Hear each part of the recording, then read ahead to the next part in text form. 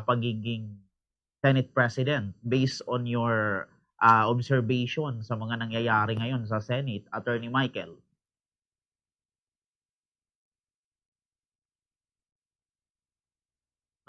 Kasi kung ako tatanungin mo, pag Senate President kasi dapat hindi ka divisive, no?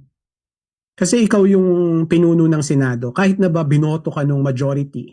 At of course, may natalo ka, may minority, di ba? Hindi ibig sabihin noon na pag ang Senate President ay nasa pwesto na, ay patuloy pa rin yung ganong klaseng pag-iisip na us versus them, majority versus minority, magkalaban. Hindi dapat ganon. Kung aaralin mo yung mga nakaraang Senate Presidents, yung mga naging effective Senate Presidents like si Senator Nene Pimentel, Senator Franklin De Rolon, si Senate President Soto for that matter, right? Ang naging matimbang na kalidad nila is kaya nilang hanguin lahat.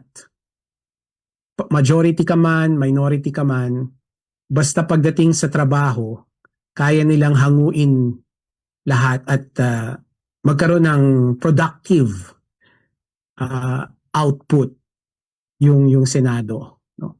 Si Senator Cayetano, sa mga pinapakita niya ngayon, yung mga gimmick niya na sinabi niya under attack, sinisipa niya yung mga minority na hindi nangamusta, pagkatapos puro gimmick na may mga pa-Pokemon cards pa.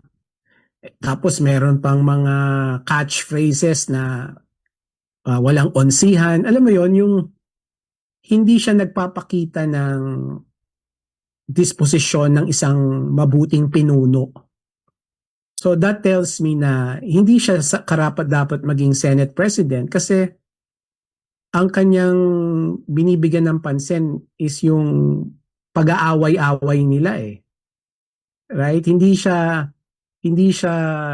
umaangat doon sa bangayan at wala siyang ginagawa, at least from our perspective, no, as observers, na hinahango niya lahat, hinahango niya yung mga kasamahan niya na magsama-sama para magtrabaho para sa bayan.